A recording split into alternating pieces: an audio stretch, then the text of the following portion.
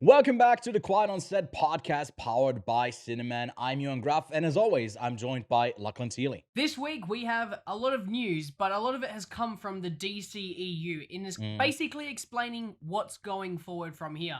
We'll get to that in just a minute. Well, we took off last week, and I went on a rampage watching so many films. So I will be going over the rom-coms I watched, all of, I guess, M. Night Shyamalan's filmography in preparation for Knock at the Cabin. And I also played the new Hogwarts Legacy game. I'll be talking about that. And Lachlan went on a camping trip, as you might be able to see. He's a bit more red in certain spots than he usually is on his pale self. Yeah, thank you for that demonstration. You're welcome. And you watched some Oscar shorts as well, so we'll be talking about that in what we've been watching. Yes, I did. And today's main topic is The Whale. It finally released here in Australia. I've never been able to see it before last week, and I've got some thoughts on it. And finally, Ewan's going to share a lot more of his, and we're going to have a bit of discussion about it. So that's our main topic for today. So let's cue up the intro and get into the show.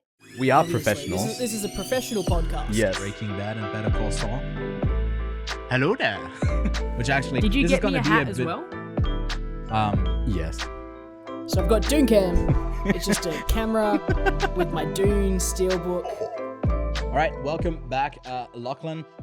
Before we jump into the show today, I just want to remind people again that link below, you can participate in our Oscar prediction contest. You can win a year of Letterboxd Pro for free. If you end up winning the contest, we'll be doing a bunch of content around the Oscars closer to when they happen on March 12th.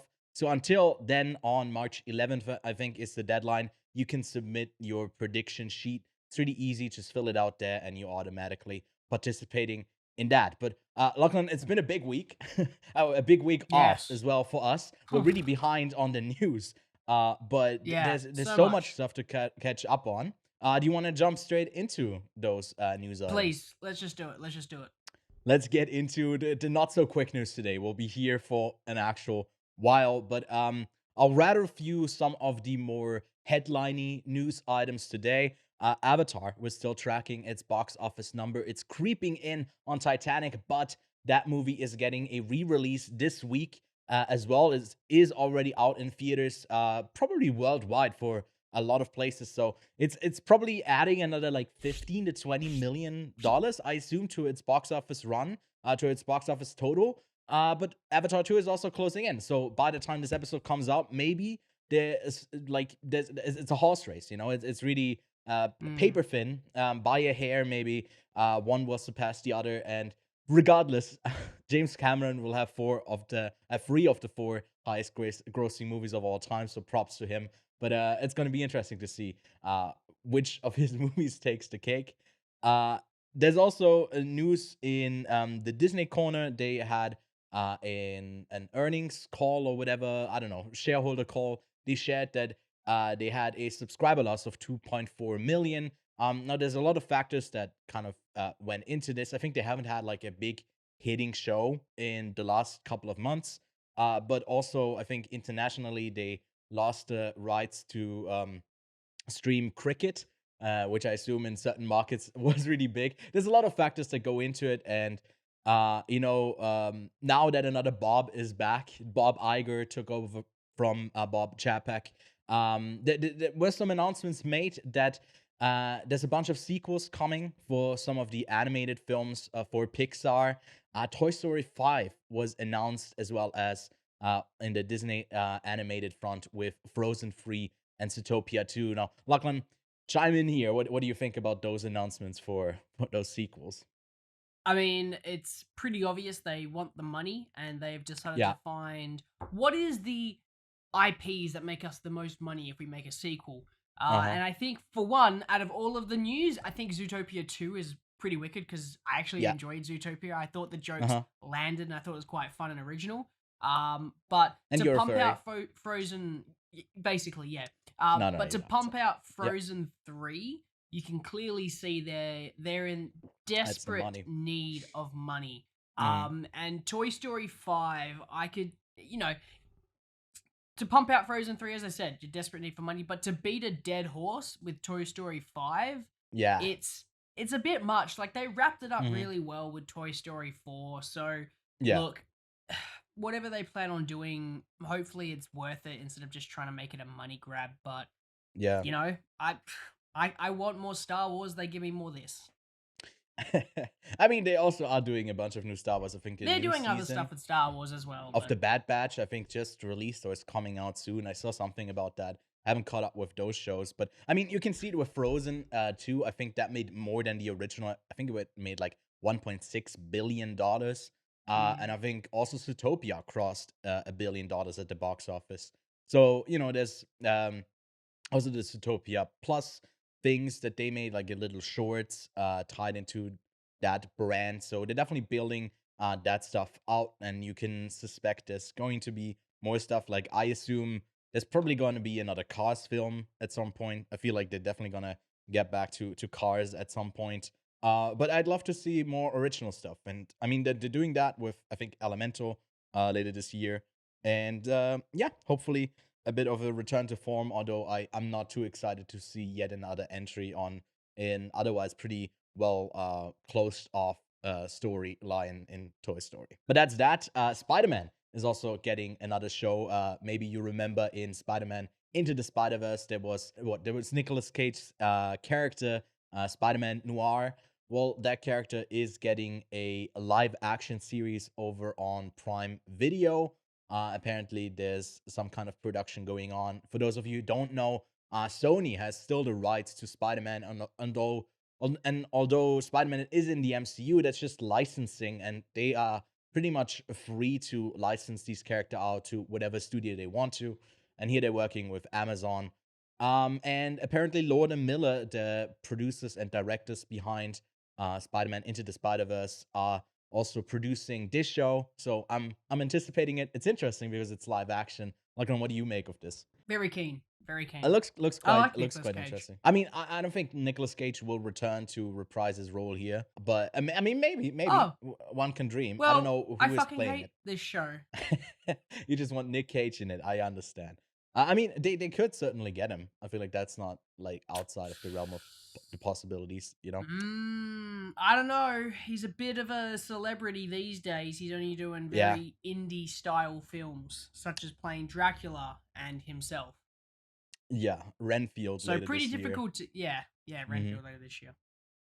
I mean, there's a show that you've been watching that also in a spin-off, this is a wild tie over, has a big movie star that is on the smaller screen. So it's like that can certainly happen. But Harrison Ford in 1923, that new series that's a spin-off of Yellowstone.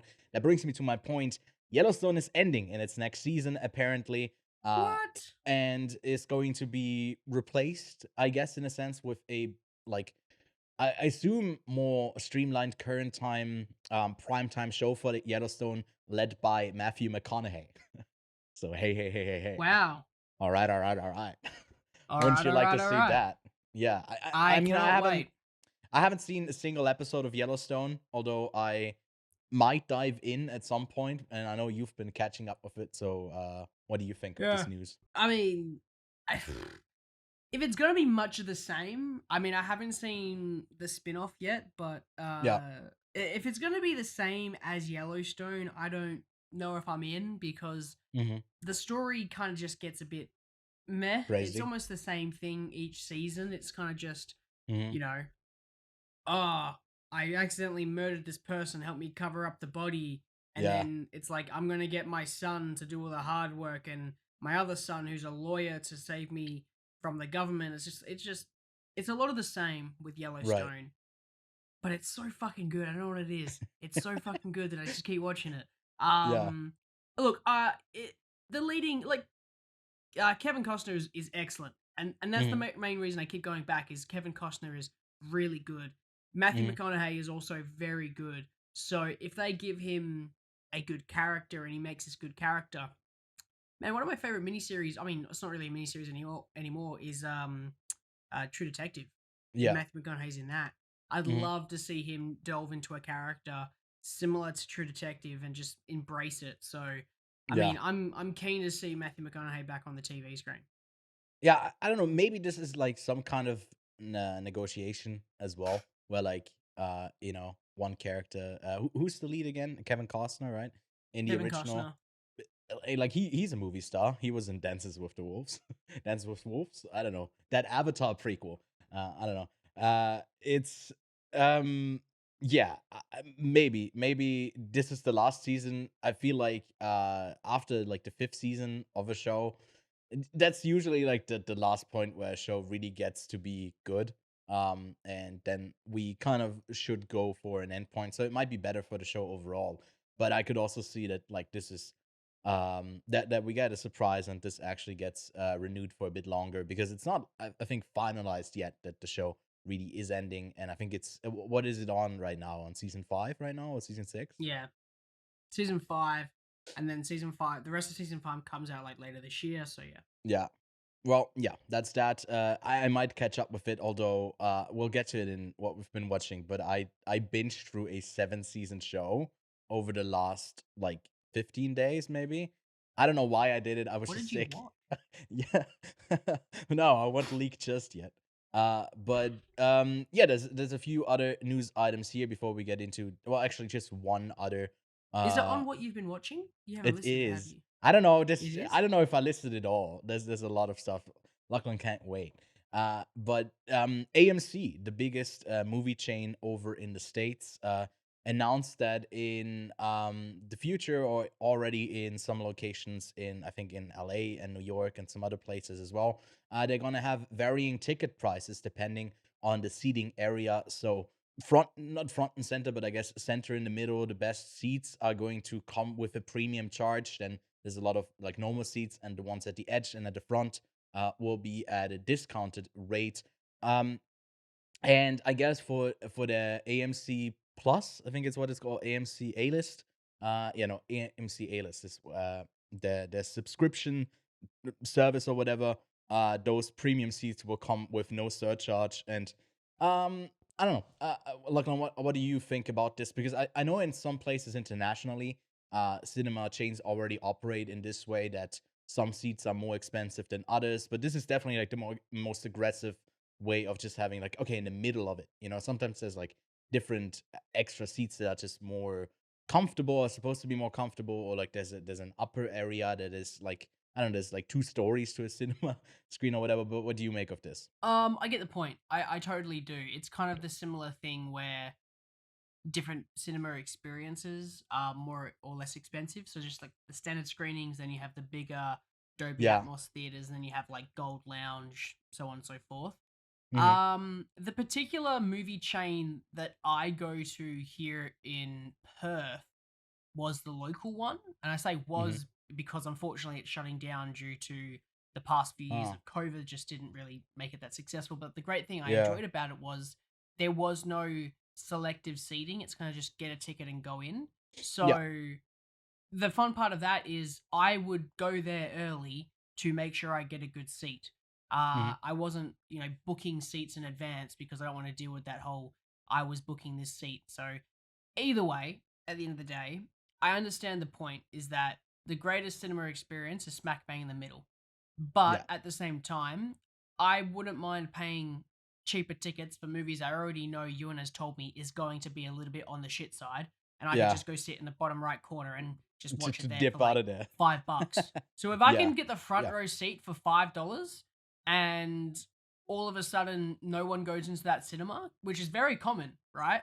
Very common for me to sit in a cinema and there's nobody else. I would happily pay $5 for the cheapest ticket and just wait for the movie to start and then move into the good part. Exactly. I feel like that's ultimately, I think the goal here is to get more onto the A-list subscription based thing for cinemas, because maybe that's the way forward of getting a sustainable income. That's like they still pay for the tickets, but they're also incentivized to come there more often. I don't know what exactly you get with AMC A-list. I think you get to see a couple of films a month, and I think they had like different seating in certain cinemas as well, like premium seats.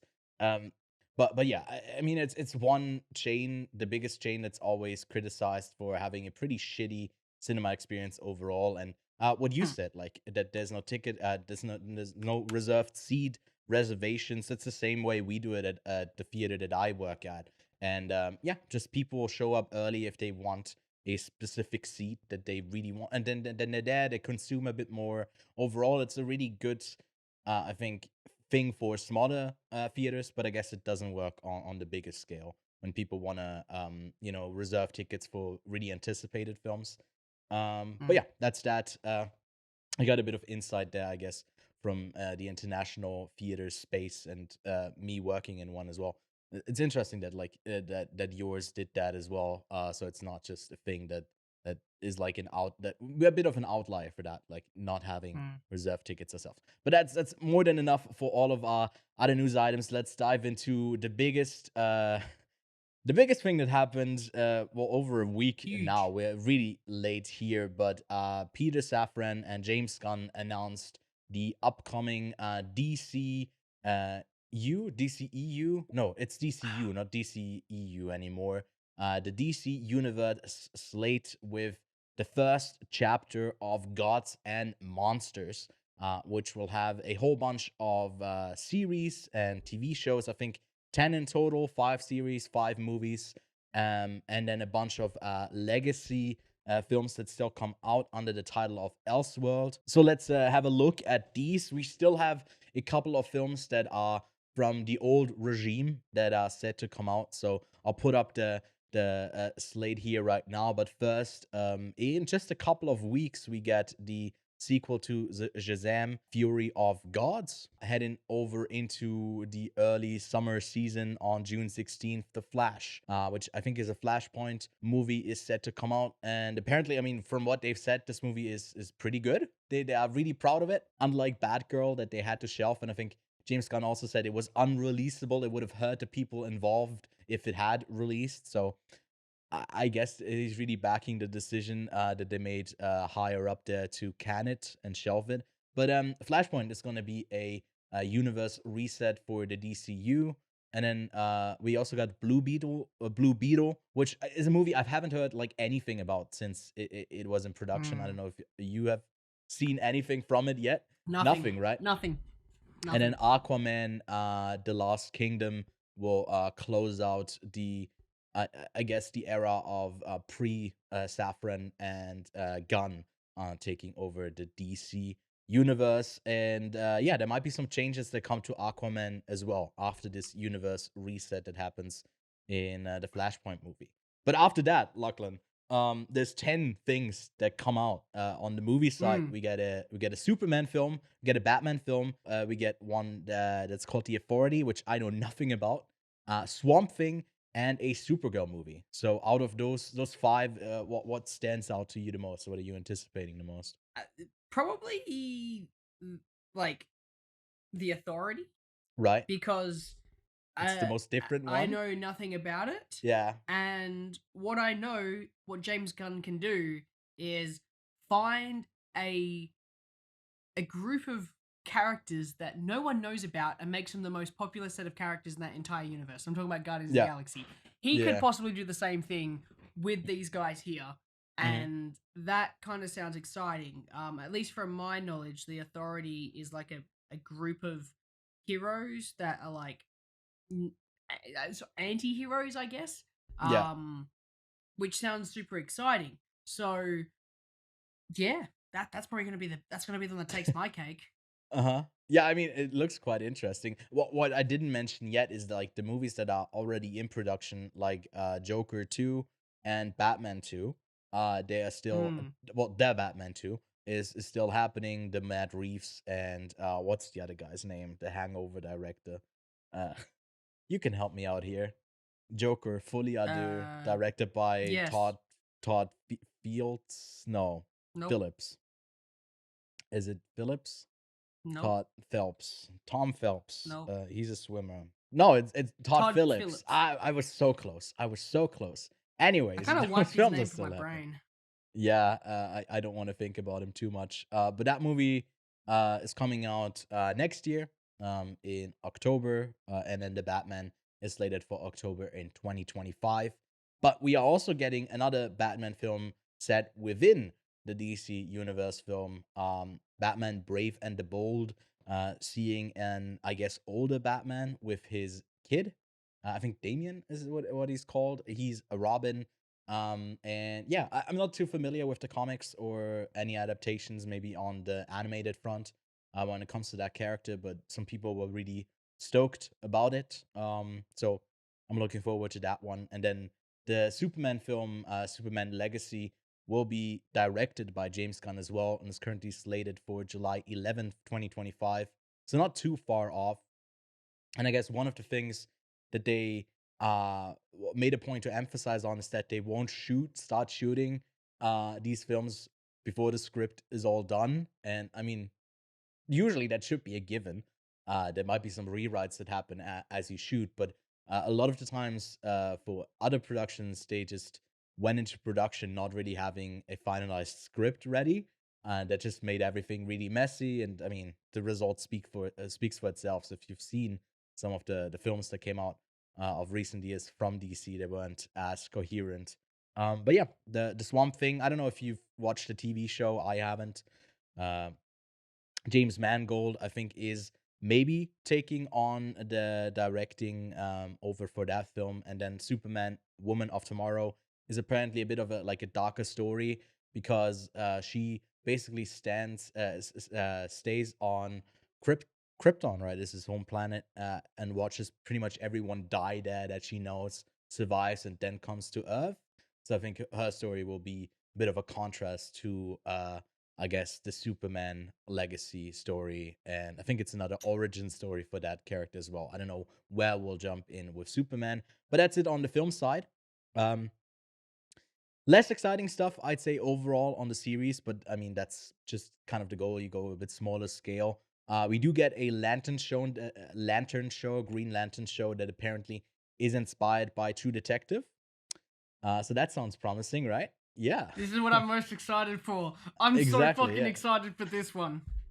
It's also one of the ones that I'm looking forward to the most. I'm a big fan of Batman, so on the movie side, I think that's it for me. But on the TV side, like, no contest here. I'm also the most excited for Lanterns. Give me Buddy Cop Green Lantern right now. Yes. There's also a show that James Gunn has written, following Rick Flag Senior, the father of Rick Flag from the Suicide Squad movies. It's an animated show called Creature Commandos. In the same universe, we get Viola Davis back as Amanda Waller in the show Waller. There's Paradise Lost, set, I guess, on the island where Wonder Woman grew up. No details there, I think, yet beyond that. And then Booster Gold, which I think is a superhero time traveler from the 25th century that travels back to the 21st. And that's all the stuff I know about Booster Gold. But I think we're in agreement here, and we can agree that the Lantern show is definitely the one that we are most anticipating. 100%. But apart from Superman Legacy, we don't have release dates for any of these shows and films yet, but I assume they're probably gonna start coming out. I mean, that's why, like, I think at the earliest 2025 is when we can expect most of them. But yeah, until then, we have a bit of a. I mean, they got 4 films this year. Next year, they probably want to have more than just a Joker film. That's like an Elseworld property.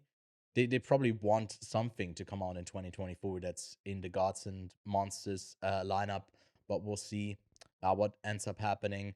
But yeah, that's pretty much that. I think. What do you think about this overall? Do you think they also said that this is like not the whole thing that they have planned, right? They got way more as well. So I mean, yeah, I'm done with superhero stuff overall. Mm-hmm. I don't want.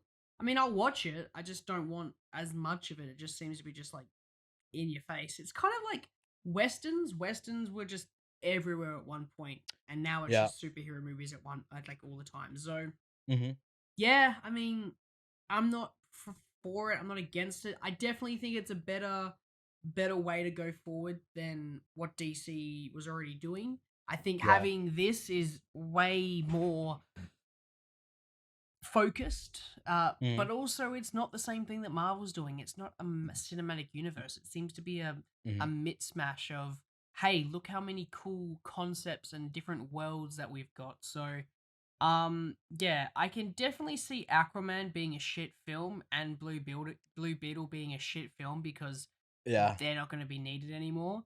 And I Mhm. mean, I like the first Shazam; it had some good heart to it, and I've heard the Flash is, in quotations, good. Incredible. Yeah. Uh-huh.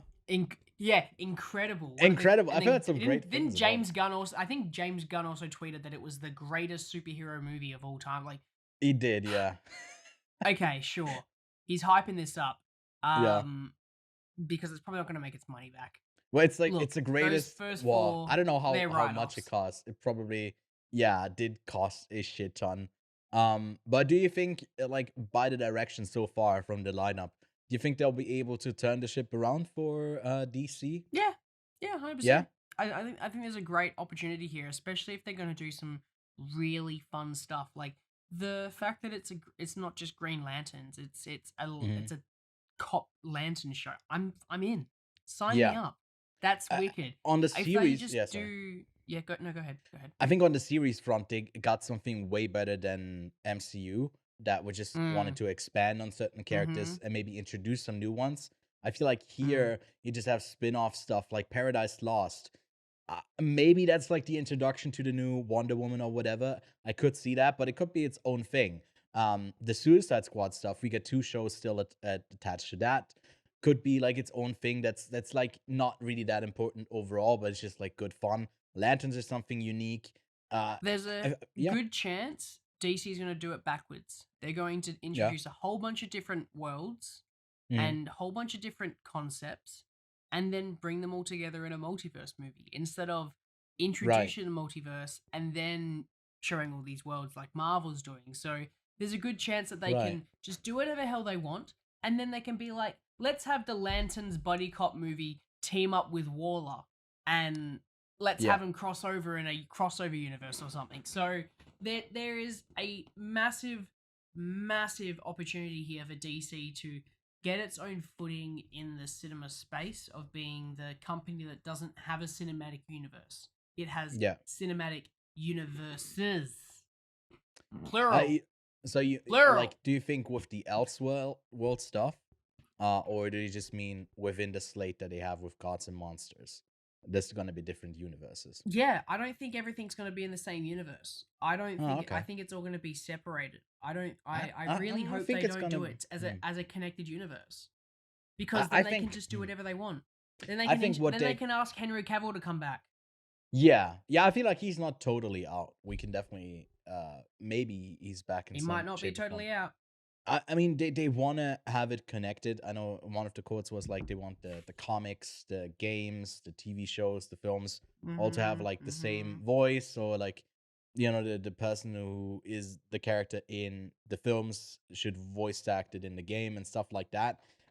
Which I think is just continuity for the character, not necessarily for the universe. I feel like you could Yeah. still go a bit wider there, but I think they're gonna keep it pretty simple and not like stay within the same universe for Gods and Monsters, and in DC Elseworlds it's clearly something different. But I don't know. Maybe like I feel like after Joker 2, we're definitely done with that series of films. I don't think we'll get a third one. With the Batman, I'm not too sure, but I think it's also gonna be the last one that we get from that side of things. Or they could continue doing Elseworld films if they're. I think the point of entry, I think, is what I don't know if James Gunn I reckon they'll talked do about it Elseworld specifically, but yeah, films this because is really good, right? those Elseworld films are character driven. Yeah, Joker's excellent because of Joaquin Phoenix's performance. yeah, And as good as the Batman was as a technical marvel, I absolutely loved every single character in that. I loved Robert Pattinson's Batman. I loved Penguin, Riddler. Like they were all wicked characters, which yeah. I don't think I can name a couple Marvel. I don't think I could probably name maybe a couple Marvel films actually that have good characters. The rest is Mhm. all just plot A to B. Yeah, that They is don't true. have that character connection that I would say the Batman and Joker definitely had. Yeah, I mean As much as I DC don't want to praise overall. Todd Phillips. I think DC overall is just a bit stronger when it comes to the relationship between the heroes and the antagonists. or like the blend between where does the hero line begin, where it's with the MCU, it's so black and white. And they've tried to toe the line and they've just miserably failed. I feel like with like the multiverse of midness, they failed to create like a character that is like antagonist, hero, antagonist. It just didn't work. And James Gunn is really good at that. So I'm looking forward to it. But yeah, gonna take a while until we dive into that universe. But in the meantime, let's talk about what we've been watching.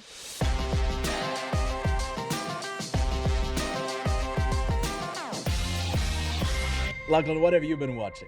Well, obviously, I've been camping for the past 2 nights, so I've been away. Fuck, I'm so knackered, eh? I've literally come back from a couple-hour drive and filming this, recording this, and my God, and it's what 9:45 on a Sunday evening. It's kicking me out. All right. So, I have started watching Triangle of Sadness. It's the only full feature-long film that I've started watching this week, and had to stop because I had to pack for camp and yada yada yada. But I've gone on a binge of Oscar shorts because I was able to get my hands on pretty much all of them. So let me just list them out for all of you. In no particular order and in no particular genre of short or animated short. The Boy, the Mole, the Fox, and the Horse. That's number 1. An Ostrich Told Me the World is Fake, and I Think I Believe It. Night Ride. An Irish Goodbye. The Red Suitcase. The Flying Sailor. And My Year of Dicks. Nice. And I have to admit, they were all pretty damn good. I think the standout in the animation department will probably go to The Boy, the Mole, the Fox, and the Horse. Stunning. It was absolutely stunning. The voice work, stunning. The story, stunning. The animation, stunning. It was just a fantastic film. But also, An Ostrich Told Me the World is Fake, and I Think I Believe It is a wicked title as well. And also a really fun film as well. It's also a local film. It's an Australian film by a guy over in Queensland, Lachlan Pendragon, I think his name is, which sick name. Both the first name and the last name. Like, come on, Lachlan Pendragon, that's fucking sick. But a bit of a bias there, I assume. A bit of a bias for the first name, at least. Yeah. First name. But like, I'm probably gonna have to say The Boy, the Mole, the Fox, and the Horse are gonna take the cake. It's gonna win. I think so as well. It's a pretty easy lock in there. The only one I haven't watched is Ice Merchants because I can't watch it in my country. Really? YouTube. Is it Why? blocked? Yeah, it's the dumb. New Yorker it's blocks it. I was able So to watch stupid. it in Switzerland with no my VPN. VPN on. doesn't work, so I've got a VPN. We gotta help you out Yes, on that I because I know. think it's the Thank best you. one by far, from the animation Really? front. I hope it Oh, wins. okay, cool. I think it's the best one. I think The Boy, the Mole, the Fox, and the Horse might still win because it's more of that like charming Pixar-esque thing. Although the voice lines seem like they could have been taken out of like, you know, a 40-year-old mom's place where there's inspirational quotes all over the walls. The dialogue is a bit like, I don't know. It works for it's very cheesy. It works for a like children's story come to life through animation. For that, it's like really, really beautiful. But yeah. What about the live action ones? Was there anyone anything that you liked? Now, I watched The Red Suitcase, An Irish Goodbye, Night Ride. That's it. Is that it? I think that's it. I Yeah. didn't watch the other two. You haven't watched Hall Out, right?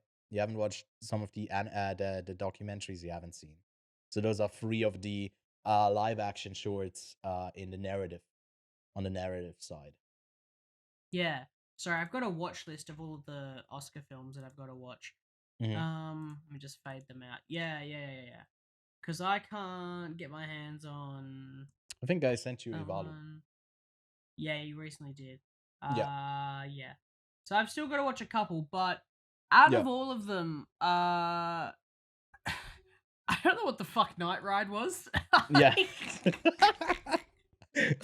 I was watching it So going, random. what's going on in this film? It's just Yeah. going everywhere.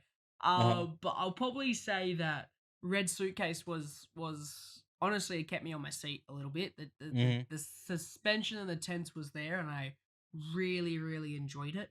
Yeah. And it's It's also about quite a like depressing film at the same time. it is, right? It's about a woman who wants, I think, an Iranian woman who wants to who is sent off, and who's at she an lands. airport. Exactly. Yeah, and she's waiting for her red suitcase, and Someone said to pick she's her up, a future husband, and she doesn't interrogating. want to. Yeah, Yeah. future husband It's that really she didn't thrilling. pick. Exactly. It's very dark. It's very dark, Mhm. and unfortunately, it's something that does happen. And Yeah. it's a great way of chiming a light to it by making it a film, and it's Mhm. honestly spectacular. It's a really good little short film. Yeah. But The Irish Goodbye It's so pleasing. was very fun. Yeah. Was very fun. Maybe we're have to coming admit off of a year of good Irish content with the Banshees of Inisherin, Yes. and I was like, yes, this is just like different, but I like it so much as well. Yeah. So it was a fun little short film Yeah. that honestly had this little heart to it that I couldn't kick. It was fun. I really enjoyed it. So yeah, right now that's currently my favorite short of the year of Oscar shorts. I've still got to catch up. I've still got to watch a good 15 films. Oh wow. Okay. Yeah. I mean, a couple of them I assume are still the shorts. But still, there's a Most few. of them are shorts. Most of them are international, and then it's just like Bardo, Yeah. Puss in Boots, and like the documentaries, which Mhm. I've only watched one of the documentaries. Fire so- of Love. Yeah. Fire of Love, and I absolutely love it. So Yeah, that one could totally. it's win gonna it be as hard. well. It's gonna be hard to beat Fire of Love. I'll tell you that right now. Yeah. If there's a doco that beats my current love for Fire of Love, I'll be impressed. Yeah, I don't think Beauty and the Bloodshed might be like that's the only one I could see that it maybe overtakes it. Also, like in the Oscar race, but I have watched all of them other than EO, and EO is in theaters. I've just been like still here. I've just been too lazy to head to another. Well, it's in like a theater in another town. That's pretty far from me, and I would be done with it because I kind of want to do a video going over all of the nominations. So I gotta do that at some point to close out, I guess, my preparation for the Oscar nominations. But I'm almost done. One more to go, and then I've seen them all. I even watched "Tell It Like a Woman," which was a horrible film that got nominated for the best song by a person who's been nominated 8 years out of the last 10, and all of the movies are always horrible. She's just really good at campaigning. Don't even want to say her name to give her a shout out because I think it's really, really annoying that her films always get in there. Or songs at least. But yeah, that's what you've been watching. I watched a whole bunch of stuff. I don't know how to make this interesting other than me just rattling on about so many films. So I guess I'm going to do it thematically. I'm working on a live stream where I go over the 128 highest grossing movies of all time in a bracket. And I finished out watching the films that I hadn't seen, including Madagascar 3. I think I've seen it before, but I don't remember seeing it. The Jumanji, The Next Level. I hadn't seen E.T. before, so I watched that. Despicable Me 2 and 3. And then the Battle of Lake Changjing. Some of the Chinese films got in here. I think another one was Hi Mom, which was an abysmal film. I really hated it. But I'm done now. I'm ready. And that live stream, I think, is happening. Or maybe has already happened by the time this episode comes out. So go check that out on my YouTube channel if you're interested. Doing the same thing for M. Night Shyamalan's Filmography.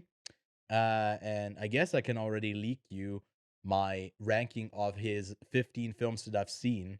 So, Lachlan, this might be interesting to you as well. Maybe I don't know, you haven't seen all of them, but I had 2 weird days where I watched like 4 M. Night Shyamalan movies a day, and Wow. it was a weird day. I looked around and thought everything was like, I don't know, the plants looked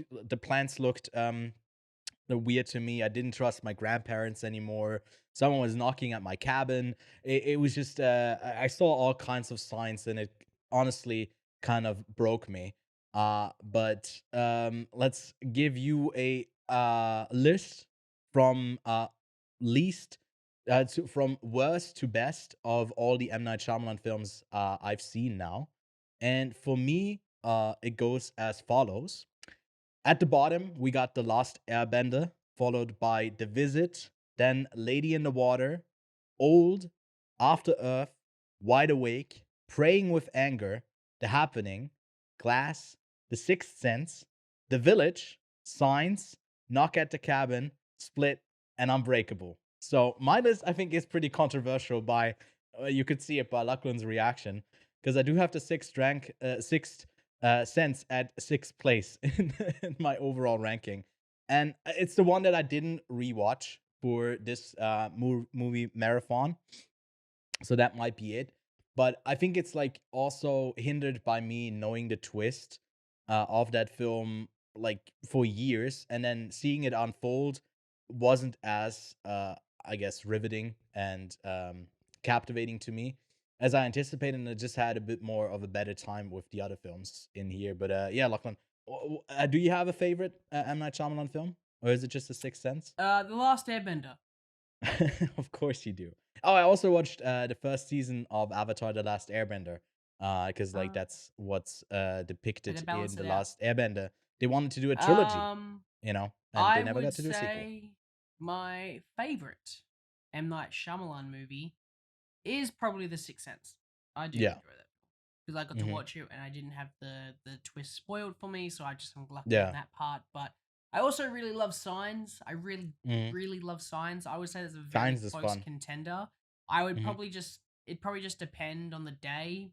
I would probably pick Signs as my favorite as well. It's random. It just changes. But yeah. I got The Happening way higher than a lot of people. Yeah, The Happening is quite high. The Village is quite. The Village isn't that bad. I like The Village quite a bit, and then Knock at the Cabin, being in my top 3, I think it's also another standout because that movie opened not like with a too receptive audience. I'd say I think it got like a C cinema score, which I mean overall, I guess it is still a horror film, and those tend to come in at a bit of a lower score. And I think it was just like a fun movie. We ended up not, because we took off last week, this was not the movie we ended up focusing on. But Dave Bautista just gives a really great performance. The more I think about it, I think I'm less positive on. But I honestly, apart from Unbreakable, maybe Split, couldn't say that I really like any of his films. I am more of an M. Night Shyamalan hater, if I'm being honest. But yeah, this was certainly an experience, and in the live stream we'll put these up against each other in bracket form, so maybe this will shake out a bit differently when I have to put them in one v1s and not just in a ranked form. But that's what I've been watching partly. I teased it, Lachlan. I did watch an entire 7-season series. Can I guess? That's the Happening. Guess. It's pretty obvious. Yeah? It's New Girl, right? It is New Girl. Yeah, I finished that show last night, and it's such a comfort show, and it came to me in a perfect way because I was like sick with like cough, with like just a cold, and then that shifted into like a stomach bug that I had, and then my back got fucked up. So I've just been sick for like 2 weeks now, and I couldn't do much work. So what I ended up doing is just like chilling on the couch and putting on that series, and swift little watch through the show. It's interesting because Zoe Deschanel is like the titular New Girl in that show, and I think she's by far the worst character in it. Like I really don't like her at all in this. But yeah, it's also a bit weaker when it comes to the later seasons, and it's never like truly great. The reason I ended up watching it is because I saw it on my TikTok feed a bunch with certain clips, and I was like, oh, this looks really fun. But even within the context of the show, those moments when I saw them weren't as funny as they were just randomly popping on my feed. So I don't know if it was worth watching 7 seasons of it, but that's that. What else? Something that's truly horrible. Velma. I ended up closing out season 1 just so I can tell everyone to not see it. It's really not worth it. It's horribly bad. It really is one of the worst shows I've seen in a while. And I think it's even worse than like Emily in Paris, that pretty bad like animated show on Netflix called Hoops. What else have I seen that's really bad? And I think that's pretty much it. It's just so bottom of the barrel shit that it's a pity that it got so much attention from the hate alone, and will maybe even get a season 2 just because of that. But yeah, a bit of a letdown. I finished The Last of Us Part 1. That I finished it a while ago, but I guess yeah, it's been a while since we last saw each other. And I mean, now that we're in the midst of the series, I don't want to say like my spoiler thoughts on the ending here just yet, but I can say that I've really enjoyed the journey. I really like where it ends up. It's so interesting character wise, and I can't wait to see it unfold on the small screen on HBO. Which I think, by the way, you haven't seen the latest episode, just came out on Friday. You've probably been camping, so I assume you haven't seen it yet, right? Haven't seen Yeah. it yet. No. So we're not gonna talk about Literally, it. where I was, I had no reception. I was Oh, going to damn. stream it, but the spot we Yeah. were at literally had no reception. Well, I can already tell you a lot of people raved about episode 3. I think the last time we recorded, it was just before episode 3 aired, so we hadn't even had time to talk about that. But a lot of people had really strong reactions out of that episode. I thought it was pretty solid. But this one was my favorite so far. The best episode of the series to me, and I Wow. can't wait for more. It was really captivating. Saw the introduction of two characters, Sam and Henry, and yeah, that was great. Okay, Excited.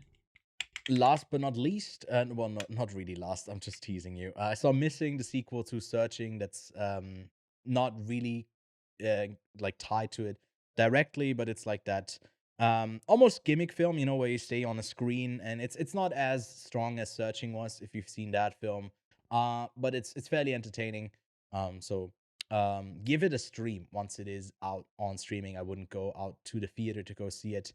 And then out on Apple TV Plus, there's somehow still an embargo up for it, although it is already out in theaters, is the A24 produced Sharper, which is this like type of heist film with Sebastian Stan and a bunch of Justice Smith, a bunch of fun actors in there with twists and turns a la M. Night Shyamalan.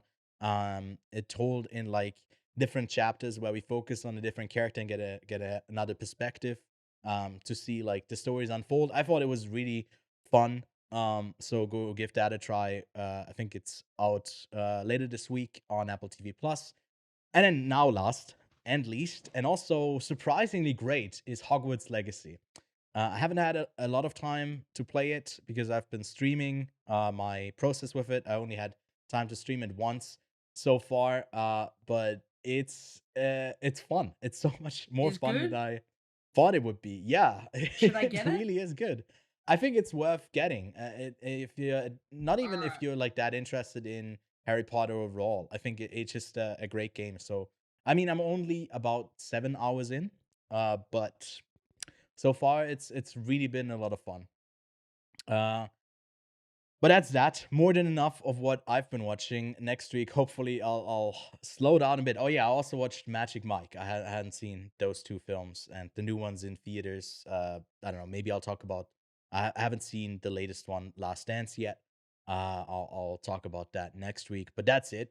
So let's get to The Whale from Darren Aronofsky. A reclusive English teacher suffering from severe obesity attempts to reconnect with his estranged teenage daughter for one last chance at redemption. That's The Whale from A24, co-produced with the acclaimed director Darren Aronofsky, who makes films that are always in discussion. Some people love them, some people hate them. Sometimes you go from loving to hating them. It's always a discourse, so it's always fun to talk about the latest film from Darren Aronofsky. You can see that the critics weren't like the biggest fan of it. Over on Metacritic, it's got a 60. But if you look at IMDb, it's an 8, and on Letterboxd, a 3.7. So from that crowd, it's certainly a bit more appreciated. had a budget of $3 million and made a return of 17.5. So it did, only $3 million exactly, Lachlan. So it did make its money back, and it spawned the renaissance of the one and only Brendan Fraser, who's been getting a lot of love over on social media and has now gotten a Oscar nomination as well for his lead performance.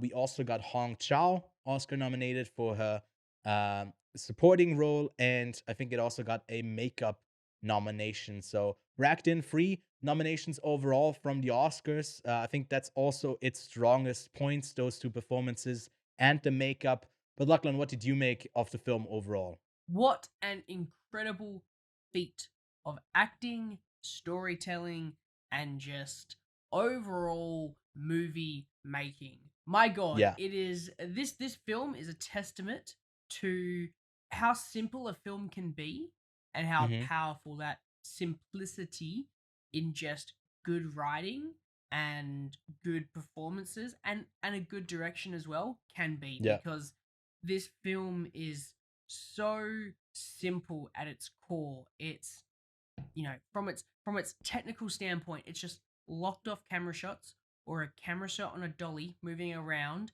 and never breaking the 180-degree rule, because it's filmed as if it was the stage play.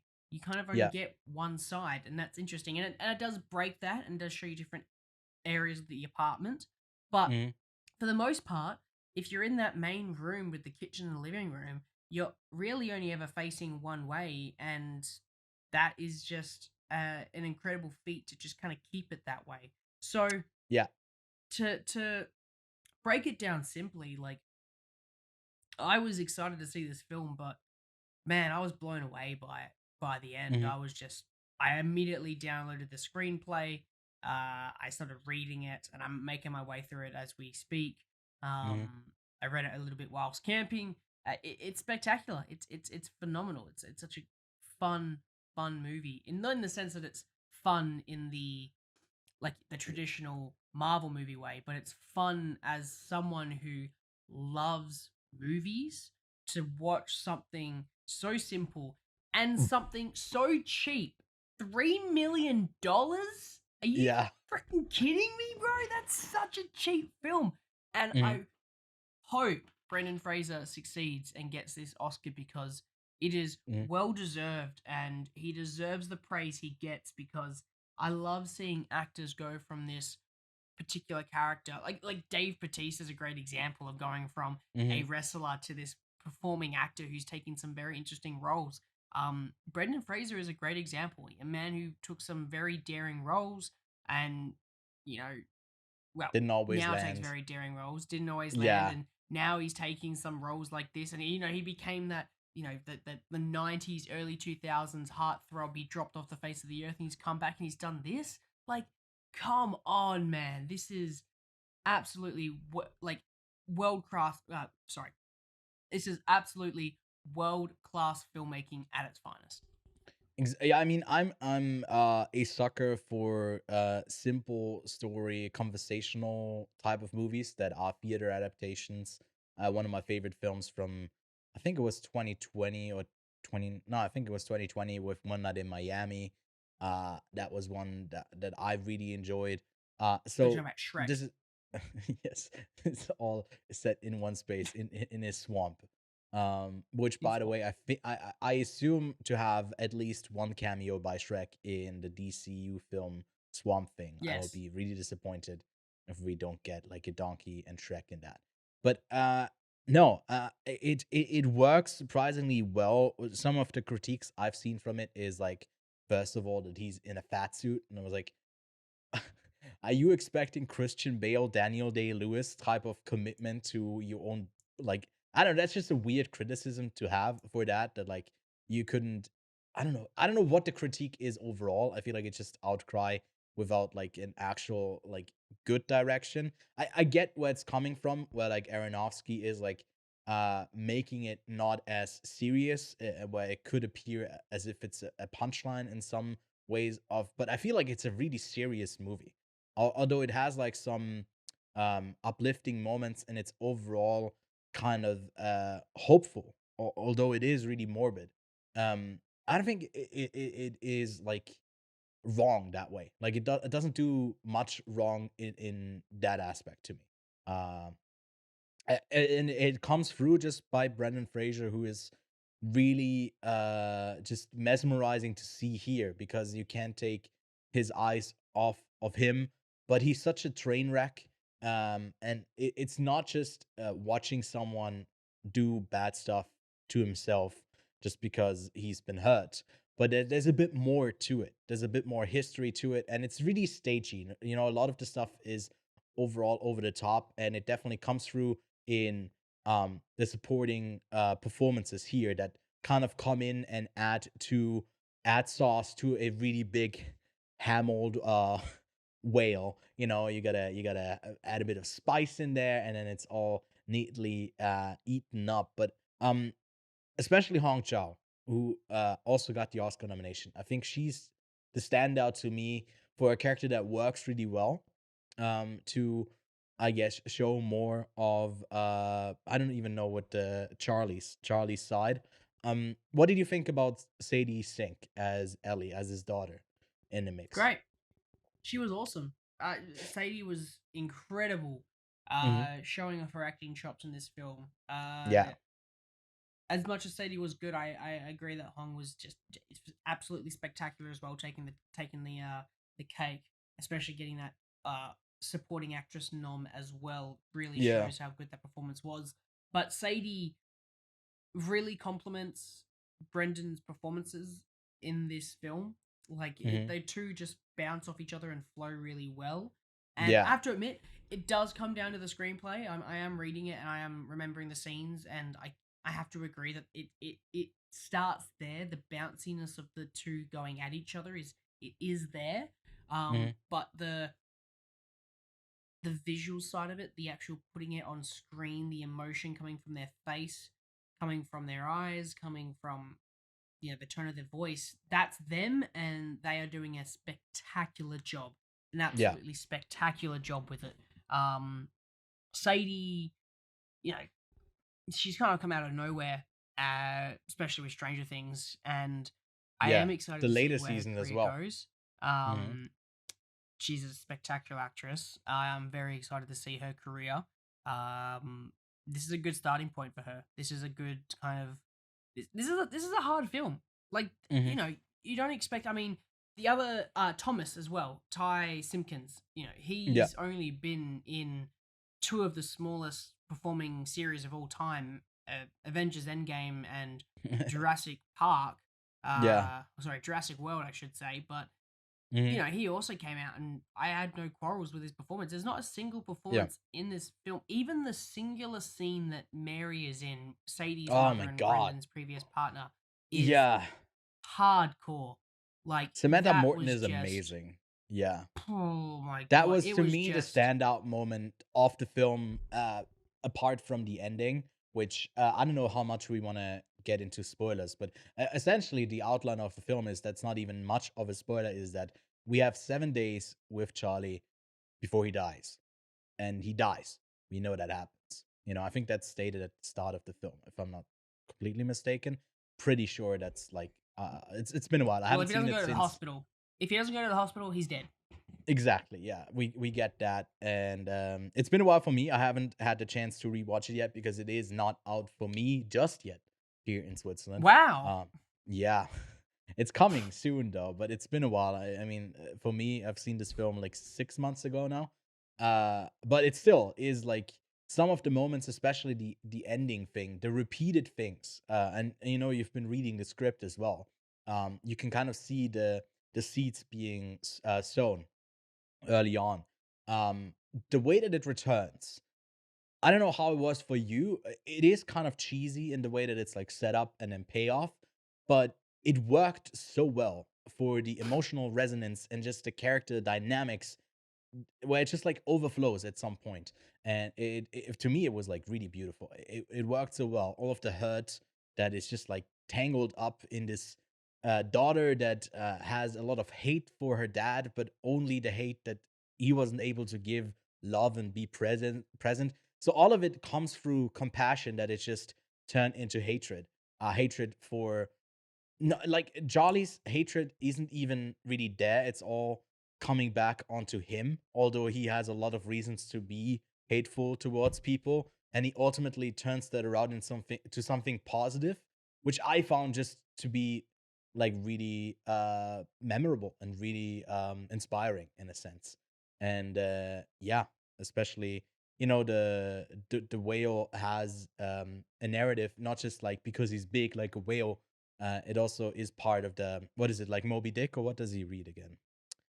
Well, he reads an essay. So I guess Oh the, yeah, the first thing you're introduced to with this film is that essay. It's the first thing that introduces exactly. Thomas and Charlie together. When Charlie is caught having a heart attack while masturbating to gay porn. Hmm. To calm down, he gets this Mormon, born again Christian door knocking guy to read him a paragraph from an essay Hmm. about Moby Dick, and then how the I guess the writer of this essay was interpreting the novel Moby Dick, about Exactly. how it's the writer expressing himself as a lover of men, uh, and also how he wastes time about chapters of whales that was just trying to tiptoe around the subject. I think that's the gist Hmm. of it. I can't remember off the top of my head exactly what the quote is, but Yeah. like that's at first you're like, what the fuck is this? And it keeps coming up and keeps coming up. Hmm. He reads it to himself.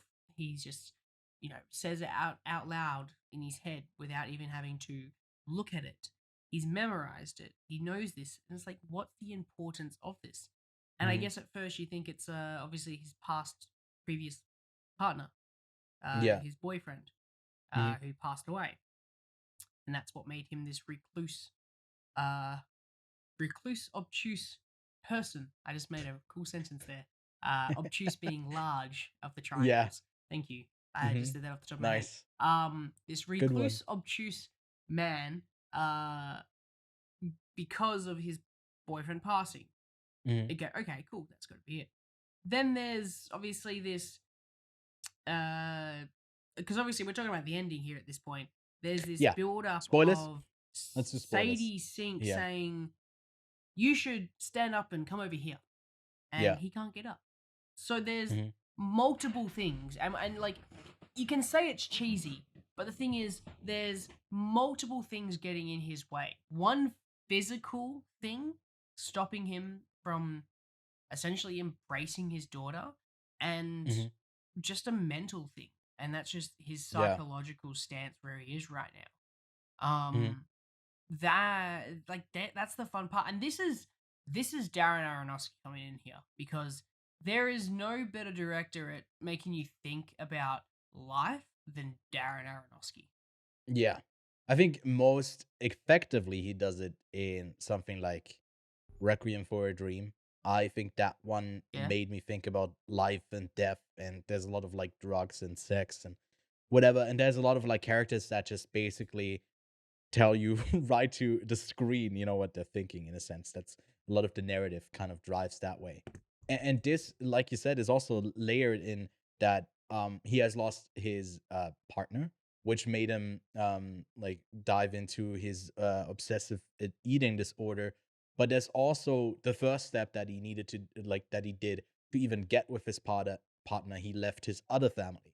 So now that he is past, there's like layers of shame and guilt that he feels that he yeah, can't escape from. And you just get like the representation of his daughter that is there, that is so aggressively also confronting him with the mistakes that he made. He's just like stuck in a loop, and getting trying to get out of this loop is so incredibly hard for mental health and also just physical health standpoints. To see him not get there, obviously, but in some way at least emotionally get there, I found was really touching. I really liked it, and Aronofsky doesn't shy away from depicting something that's really uncomfortable. I think we haven't mentioned it yet, but I think the soundscape, the sound design is always really effective. His stuff is oftentimes louder than it actually would be in real life. He emphasizes on that stuff. And in this, it's just like the eating feels like it's torture. He's torturing Yeah. himself. And it's amazing. I The really liked it. sound of waves throughout the entire film Yeah. as well in the background is Mhm. just like this very mental thing, and you're like, "Oh, is that a wave?" And it makes you think. And there's Mhm. just so many smart choices that he's made with every single technical part of this film. And I'm still caught up on the fact that this was made on $3 million. Like, Yeah. the I don't know if that number's simplicity correct. of it. I just Googled it, If and it that's what is, came up. I'm impressed, because that's a tiny amount to and that really goes to show you don't need a lot to make a Yeah. film excellent.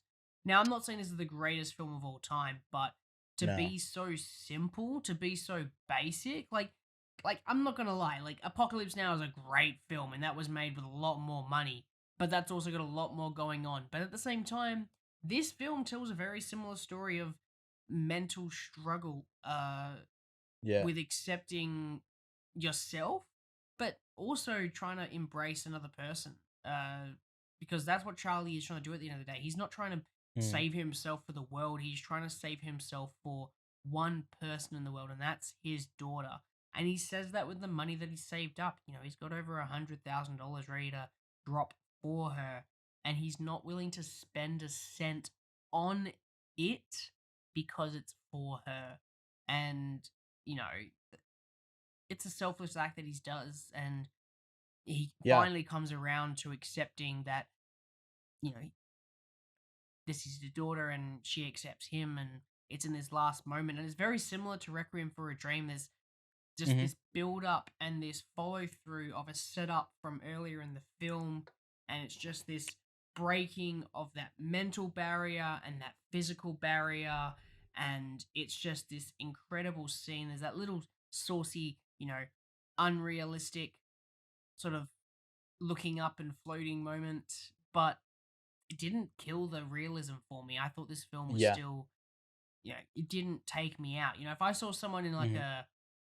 if I saw someone in a gangster film like do this, probably Mhm. wouldn't think it's like very It's very good yeah. artistic choice, but it's a very very smart artistic choice that Aronofsky's done with the death of Charlie at the end. So spoiler alert that I told you Charlie actually does die and you see it. Well, Mhm.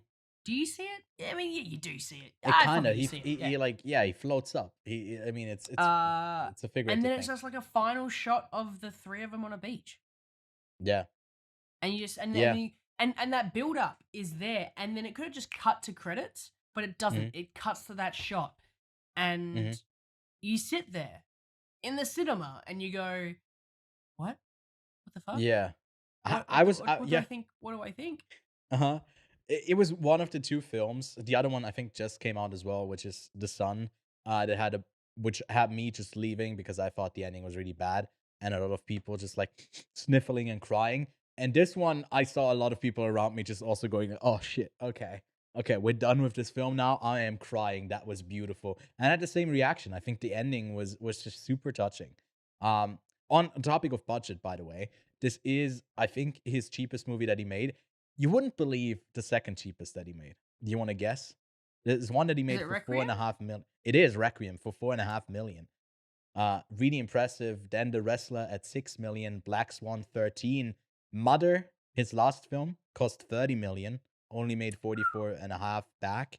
So he was working on a smaller budget after not really making the return. Because as you know, you need a bit of like double to make a return on it. And then his his his epic biblical drama film Noah. You want to guess like in what ballpark that was budget wise? I haven't seen that one. Budget wise, is it Yeah. 100 mil? It's 125 to 160 million. But it also made 360 million at the box office. Yeah, So but that's it a did big make its blockbuster though. return. There's a lot of CGI shots in those, so that's where your money's going to. And Mother had a very similar thing, a lot of CGI shots. Exactly. Here's the thing: Yeah. where's the CGI in this one? There's not. All the money went into the fat suit. Exactly. And he's a producer on this as well, so he should make a bit of a return on it. Which I always like. again, money, most boring thing about films, but it's great to see But it's someone so investing. important. And then it is so important. And overall, like, when Mother fails, he's not able to do another Noah next. No. Probably No. not. That's also with like M. Night Shyamalan, since his fail with The Last Airbender, he had to do a lot of stuff through his own production company, Knock at the Cabin, also produced by him, distributed by Universal, but his production company. So he bears a lot of like the risk if this doesn't hit. Same with like Old when that came out. I think ever since The Visit, he had to like do that. So it's interesting to see like that, how it impacts the type of stories that filmmakers can tell. And you can clearly see that Aronofsky is an incredible filmmaker who can wrestle with that, wrestle with a whale, and be the Black Swan, whatever I just think movie that title. He's on Noah. what's the word? Underappreciated? Underappreciated, and just overall, people just doubt that he, he made some really good movie back in the day, Requiem for a Dream, and he's never reached that. I reckon The Whale is his best film. Overall, like total? Yeah. Interesting. Okay.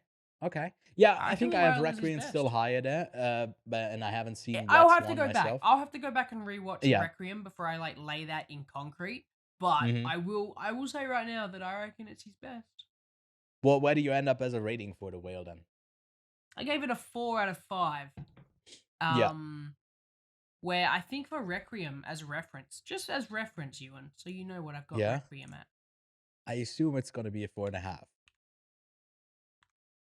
Oh wait, my keyboard. I turned my keyboard off. Hang on. Did you take your keyboard with you on the trip as well? No, I didn't take my. Fuck off.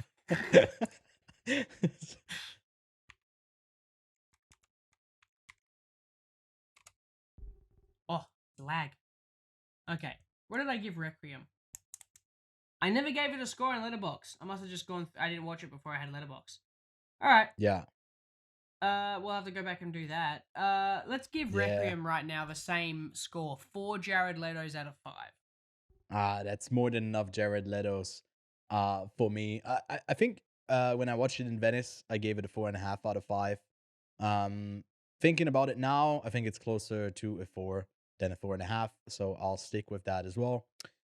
So a 4 out of 5 from me. If it's playing near a theater near you, go check it out. Bring some snacks, although you won't be hungry after watching it. And instead, bring some tissues, probably, for all that gay porn. No, for crying. Anyways, that's it for our review today. Lachlan, if you had to pair The Whale up with another movie, what would that be for the double feature of the week? Well, obviously, The Whale is about accepting and releasing yourself into the wild of the world. So, Free Willy is my double feature. Okay. Well, sticking with the theme of whales, I guess. Then, I'm just going with really easy with the last film from Aronofsky, Mother. I recently watched that for the first time, late last year, and I had a great time with it. I think it's one of the films that is even more, I guess, controversial in the differing opinions that come out of it. I ended up quite liking it. There's a lot of people who hate it, so I'd love for some more people to go give that a try, because it also was kind of a flop at the box office. So give it a watch. If you enjoyed The Whale, you'll probably end up liking Mother as well.